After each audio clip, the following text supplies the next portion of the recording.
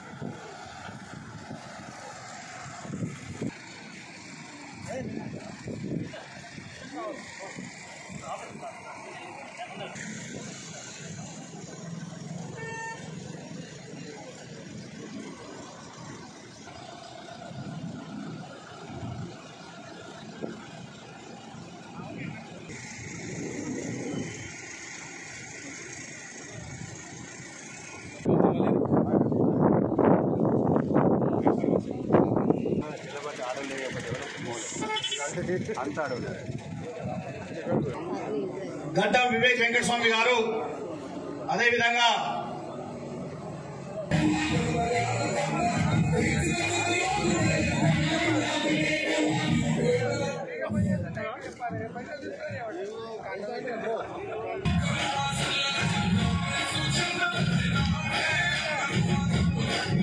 దయచేసి పూజారులు, వివిధ కుల సంఘాల నాయకులు, పట్టణపుర ప్రముఖులంతా కూడా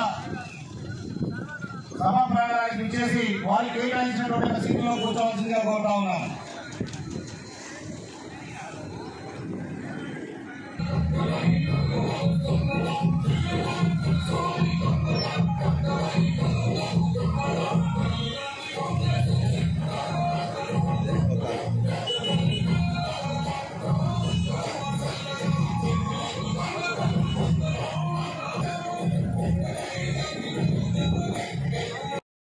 ఏల్పుల సత్యనారాయణ గారు, డీకొండ సామ్ గౌడ్ గారు, యమహా శ్రీనివాస్ గారు, పందిన కృష్ణ గారు, భువనగిరి రవి గారు, మహిళా నాయకురాలు పుష్ప గారు, బైర మల్లేష్ గారు, బత్తుల శ్రీనివాస్ గారు, మల్యాల బాలకృష్ణ గారు, రామ్ సాయి,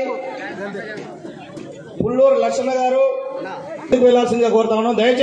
దయచేసి మిత్రులారా సహకరించాల్సిందిగా కోరుతా ఉన్నాం. దయచేసి సభను సజావుగా చాలా కాలం తర్వాత కోరుతా ఉన్నాం.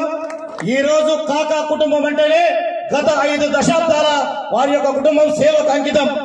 మీకందరికీ తెలుసు, ఈ యొక్క కోల్బేట్ ఏరియా లోపల గడ్డం వంశీకృష్ణ గారు కావచ్చు, ఎన్నో విధాలుగా ఈ ప్రాంతానికి సేవ చేసి నిజంగా 4 దశాబ్దాలుగా ఈ యొక్క కేతపల్లి రైల్వే ఫ్లైఓవర్ బ్రిడ్జ్ ఎన్నో పోరాటాలు చేశాం, ఎన్నో ఉద్యమాలు చేశాం. ఎంతో మంది ఈ యొక్క కేతపల్లి రేట్ దగ్గర చనిపోవడం జరిగింది. ఎన్నో గంటలు వేచి చూసిన తర్వాత ఆనాడు 2009లో పార్లమెంటు సభ్యులుగా ఎన్నికైనటువంటి డాక్టర్ వివేక్ వెంకటస్వామి గారు ఇక్కడ ఉన్నటువంటి యొక్క ప్రజల యొక్క ఆకాంక్ష బాధను గమనించి వారు 2013లో కూడా పార్లమెంట్ లో కూడా కొట్లాడి ఇక్కడ కేతలపల్లి రైల్వే ఫ్లైఓవర్, అదేవిధంగా రామగుండం లోపల వారు శాంక్షన్ చేయించడం జరిగింది. వారు శాంక్షన్ చేయించినటువంటి ఒక సంవత్సరంలోనే రైల్వే అయితే శాంక్షన్ చేయించారో వారి చేతుల మీదుగానే ఈ యొక్క మధుర ఘట్టాన్ని ఆవిష్కరించుకోవడం మనం చేసుకున్నటువంటి ఒక పుణ్యఫలం అని చెప్పేసి ఈ సందర్భంగా తెలియజేస్తా ఉన్నాం. ఈ యొక్క కార్యక్రమాన్ని ముందుగా ఈ కార్యక్రమంలో అందరికీ మన రాష్ట్ర ప్రభుత్వం ఏదైతే నిర్ణయించిందో సన్న బియ్యం ఇవ్వడానికి, అందరికీ సన్న బియ్యం వస్తుందా? ఎట్లుందమ్మా సన్న బియ్యం? ఎట్లున్నది? మంచిగా ఉన్నదా సన్న బియ్యము? పళ్ళు కొట్టరా అమ్మా? ఇంకా అక్కడైతే దొరకనే లేదు. ఏమ్మా వస్తలేవా సన్న బియ్యం? వస్తే ఒక్కసారి అందరు కూడా గట్టిగా చప్పట్లు కొట్టాలి అని చెప్పి కోరుతున్నారు. రాష్ట్ర ప్రభుత్వం మీకు సన్న బియ్యం ఇస్తుంది. 5 లక్షల రూపాయలు ఏదైతే ఇందిరమ్మ ఇల్లు అవసరం ఉందో అది వస్తుంది. మనకు రాజీవ్ యువ వికాస్ చాలా మంది ప్రాంత ప్రజలందరూ కూడా మాకు ఉద్యోగాలు కావాలి అని చెప్పి అప్పుడు నాకు ఎలక్షన్ టైంలో చెప్పడం జరిగింది. నేను ఎమ్మెల్యే అయిన తర్వాత మొట్టమొదటి స్కిల్ డెవలప్మెంట్ సెంటర్ ఈ రాష్ట్రంలో అందరూ కూడా ఈ యువ వికాసంలో ఏదైతే 4 లక్షల రూపాయలు వస్తాయో దానికన్నా ముందు వీళ్ళందరూ ఆ స్కిల్ డెవలప్మెంట్ సెంటర్ కి పోయి మంచిగా ట్రైనింగ్ అక్కడ తీసుకోవాలని చెప్పి మీరందరినీ కోరుతున్నాను. అక్కడ ట్రైనింగ్ మంచిగా అయితే మీకు కూడా అవగాహన వస్తుంది. ఈ 4 లక్షల రూపాయలు ఎట్లా ఖర్చు పెట్టుకోవాలో, ఈ 4 లక్షల రూపాయలతో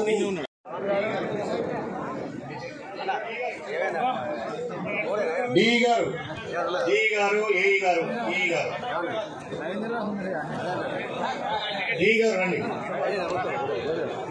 డి గారు Ramesh sir.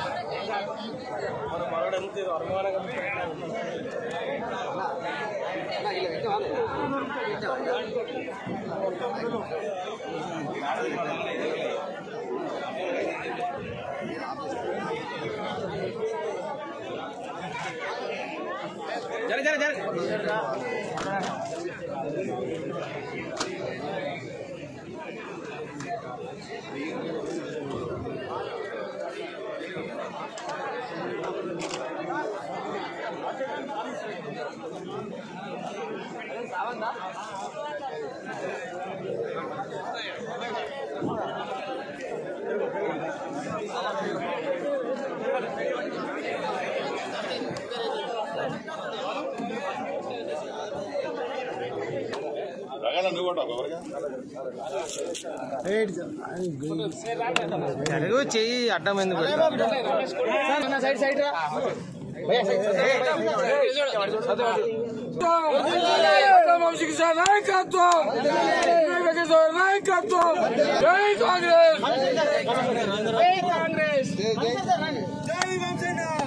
Commissioner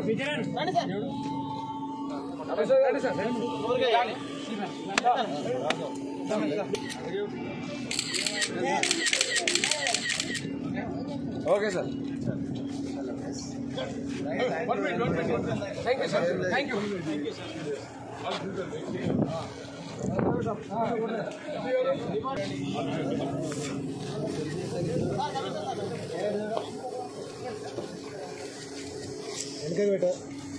okay sir. Thank you sir. Thank you.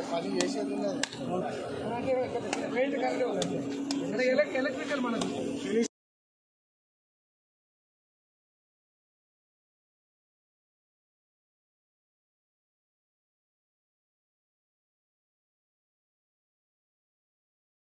ఉపయోగించుకోండి అని చెప్పి మీ అందరితో కోరుతూ ఇంత చక్కటి ప్రోగ్రామ్ కి మీరందరూ వచ్చి విజయవంతం చేసినందుకు మీ అందరికీ కూడా చేతులెత్తి జోడి నమస్కారం చేస్తూ ముగిస్తున్నాను. జై హింద్. అరే జై హింద్ కూడా చెప్తలేరు. జై హింద్. జై కాంగ్రెస్. జై కాంగ్రెస్. దయచేసి మరికొద్ది నిమిషాల్లో సభ ముగియబోతుంది. దయచేసి ఇంకొక 10 నిమిషాలు ఓపిక పట్టాల్సిందిగా కోరుతా ఉన్నాం. ఒక్క నిమిషము. ఒక్క విషయం ఉంది అందరికి. నేను పొద్దున సూపరింటెండెంట్ ఇంజనీర్ గారు వచ్చి ఈ రోడ్ విషయం ఇంకా దీనికి ఎలక్ట్రిఫికేషన్ చేసేది కొంచెం సేఫ్టీ కూడా చేసేది ఉంది. నేను అందరినీ ఇదే కోరుతున్నాను. ప్రత్యేకంగా మా నాయకులందరికీ మీదనే మళ్ళా రాళ్ళు జరుగుతాయి. పని చేస్తున్నాము 6 గంటలకు సాయంత్రం. కలెక్టర్ గారు స్ట్రిక్ట్ గా ఇంప్లిమెంటేషన్ చేయిస్తారు. ఏం చేస్తారో తెలియదు కానీ ఎవరైనా వైలేట్ చేస్తే వాళ్ళకి బుక్ చేసేయండి. ఎందుకంటే ఇంకొక 15-20 రోజులలో ఈ ఎలక్ట్రిఫికేషన్ పూర్తిగా అవుతుంది. ఇక సేఫ్టీ మెజర్స్ ఏదైతే తీసుకోవాలో అవి కూడా పూర్తిగా అవుతాయి అని చెప్పి మీ అందరికీ విజ్ఞప్తి చేస్తూ ముగిస్తుంది. Thank you sir. మీరు నిత్యం వెళ్ళినప్పుడు ఇట్లే ఉండాలని చెప్పి ప్రెస్ వాళ్ళందరూ కూడా ప్రెస్ వాళ్ళందరూ కూడా ఒక డిమాండ్ ఉన్నది మొదటి నుంచి. మాకు ఇంటి స్థలాలు కావాలండి. అయితే చెన్నూరు టౌన్ లో మా రిపోర్టర్స్ అందరికీ కూడా ఈ ఇల్లు స్థలాలు ఇప్పియాలని చెప్పి వారికి చెప్పినప్పుడు వారు ఏమన్నారంటే వాళ్ళే రిప్లై ఇస్తారు దీనికి. చెన్నూరు సంబంధించిన చెన్నూరు కాన్స్టిట్యున్సీలో ఉన్న రిపోర్టర్ సంబంధించిన ల్యాండ్ ఐడెంటిఫై అయి ఉన్నాయి. కానీ ఇప్పుడు ఉన్న చట్టం పరంగా కన్సర్న్ గవర్నమెంట్ నుంచి except for poor person, I think దానికి కూడా నిన్న సీఎం గారు చెప్పారు. సో పూర్ ల్యాండ్లెస్ పర్సన్ కోసం ఒక అసైన్మెంట్ కమిటీ కూడా సార్ ఏర్పాటు చేస్తారు సార్. సో మన లెవెల్లో ఉంటుంది అంటే ఎమ్మెల్యే గారు ఆధ్వర్యంలో మోస్ట్లీ అసైన్మెంట్ కమిటీ ఉంటుంది. So poor person, landless person ఎవరైనా ఉంటారు, మన లెవెల్లో డిసిజన్ తీసుకుంటారు. ఎవరైనా గవర్నమెంట్ లెవెల్లో ఏమైనా డిసిజన్ తీసుకోవచ్చు, దానికి ప్రపోజల్ పంపిస్తాము. ఓకే, రిపోర్టర్లు అందరూ కూడా విన్నారు కదా. రాష్ట్ర ప్రభుత్వం ఒక కమిటీ వేస్తుంది, ఆ కమిటీ ద్వారానే అవుతుంది. మనము డైరెక్షన్స్ ఎట్లా వస్తాయో గవర్నమెంట్ నుంచి అది చూసుకొని మనం అప్లై చేస్తాం. సరేనా? Thank you. సంబంధించిన చెప్పారు. ఐ థింక్ ఎవరికి మెంబర్ ఎడిషన్ సంబంధించిన ఉన్నాయి మీ అందరి దగ్గర ఆర్ఐ వచ్చి ఉన్నారు, కొన్ని మాత్రమే పెండింగ్ ఉన్నాయి. పెండింగ్ కూడా ఎక్కడ ఉన్నాయి అంటే సింగరేణి రిటైర్డ్ ఎంప్లాయీస్కి వాళ్ళు ఖచ్చితంగా మనకి శాలరీ, వాళ్ళు పెన్షన్ ఎంత వస్తున్నాయి దానికి డాక్యుమెంట్ ఇవ్వాల్సింది. గవర్నమెంట్కి క్లియర్గా ఎవరైనా పేదవాళ్ళు ఉన్నారు, ఎవరైనా ఎలిజిబుల్ ఉన్నారు వాళ్ళకి మాత్రమే మనం ఇస్తాము. మిగతా వాళ్ళు ఖచ్చితంగా ఎవరైనా సొంతంగా వాళ్ళ దగ్గర సఫిషియెంట్ అమౌంట్ ఉన్నాయి వాళ్ళు కోఆపరేట్ చేయాల్సింది. మోస్ట్లీ మెంబర్ ఎడిషన్ సంబంధించిన నెక్స్ట్ 1 వీక్లో అన్ని డిఎస్ఓ లాగిన్ నుంచి రాష్ట్ర ప్రభుత్వానికి పంపిస్తాము, దానికి శాంక్షన్స్ వస్తాయి. దాంతోపాటు ప్రజాపాలనలో అప్లై చేసిన కొత్త రేషన్ కార్డు సంబంధించిన కూడా ఎంక్వైరీ జరుగుతున్నాయి. మోస్ట్లీ బై 20th April మనం ఎంక్వైరీ పూర్తి చేసాం. మళ్ళీ చెప్తున్నాను, కొంతమంది ఏం చేస్తున్నారు, ఆల్రెడీ రేషన్ కార్డులో ఒకటి పేరు ఉంది, మళ్ళీ కొత్త రేషన్ కార్డుకి అప్లై చేస్తున్నారు. అట్లా వాళ్ళకి సిస్టమ్ నుంచి ఆటోమేటిక్గా రిజెక్ట్ అవుతుంది. మీరు తహసీల్దార్ దగ్గర నుంచి పాత పేరు తీసేసి కొత్తకి అప్లై చేశారు అంటే పాత పేరు డిలీట్ అయిపోయిన తర్వాతే కొత్త పేరు యాడ్ అవుతుంది. ఆధార్ నుంచి లింక్డ్ ఉన్నాయి, ఒక పర్సన్కి 2 రేషన్ కార్డు రావు. సో అందరికి already concern MPDO, municipal commissioner enquiry చేస్తున్నారు, చెప్తున్నారు ఎవరు ఎలిజిబుల్ ఉన్నారు will give them ration card soon. అంటే మన లెవెల్లో ఎంక్వైరీ చేయడానికి ఐ థింక్ 20 to 22 April వరకు ఎంక్వైరీ అవుతుంది. దాని తర్వాత ఇష్యూ అవుతుంది రేషన్ కార్డ్. ఎవరైనా ఎలిజిబుల్ ఉన్నారు, నేను మళ్ళీ చెప్తున్నాను, రాష్ట్ర ప్రభుత్వం ఇచ్చిన ఇన్స్ట్రక్షన్స్ పరంగా ఎవరైనా బెనిఫిషరీ ఉన్నారు ఏదో ఒక స్కీమ్స్కి, వాళ్ళకి ఖచ్చితంగా దానికి సంబంధించిన లాభం వస్తుంది. మనము కొంతమందికి ఇవ్వము, కొంతమందికి ఇస్తాము, ఎలిజిబుల్ వాళ్ళకి ఇవ్వము, ఇన్ఎలిజిబుల్ వాళ్ళకి ఇస్తాము. ఈ ఆలోచన ఈ గవర్నమెంట్లో అడ్మినిస్ట్రేషన్లో ఎలాంటిగా లేవు. ఎవరైనా ఎలిజిబుల్ ఉన్నారు 100% వాళ్ళకి లబ్ధి జరుగుతుంది. ఎవరైనా ఇన్ఎలిజిబుల్ ఉన్నారు వాళ్ళకి చెప్తాము, మీరు ఇన్ఎలిజిబుల్ ఉన్నారు కాబట్టి మీకు రాదు. ఏమైనా ఇష్యూ అయితే మా దగ్గరకి తీసుకురండి. ఆల్రెడీ మండల్ లెవెల్లో కూడా టీమ్ ఫామ్ చేసాము, like tahsildar and municipal commissioner and police వాళ్ళు, రెవెన్యూ ఇష్యూ ఇట్లా సార్ట్ అవుట్ చేసాం. సేమ్ గా మండల్ లెవెల్ అండ్ మున్సిపాలిటీ లెవెల్లో కూడా టీమ్ ఫామ్ చేసి ఉన్నాము. అందరు MPDO and mandal special officer and municipal commissioner. ఏమైనా ఇష్యూ అయితే అక్కడ తీసుకురండి. అన్ని గ్రీవాన్సెస్ కి ఇప్పుడు పర్సనల్ గా సీఎం గారు లెవెల్లో మానిటరింగ్ జరుగుతున్నాయి. నిన్న మీ అందరూ పత్రిక కూడా చూశారు. మీ గ్రీవాన్స్ కి ఖచ్చితంగా సార్ట్ అవుట్ చేస్తాము. ఏమైనా మనకి మీ ఎలిజిబుల్ ఉన్నారు అంటే 100% వస్తుంది. ఎలిజిబుల్ మరిన్ని వీడియోస్ కోసం ఛానల్ ని సబ్స్క్రైబ్ చేయండి. లేటెస్ట్ అప్డేట్స్ కోసం వాట్సాప్ ఛానల్ ని ఫాలో చేయండి. అండ్ లింక్ డిస్క్రిప్షన్ లో ఉంది.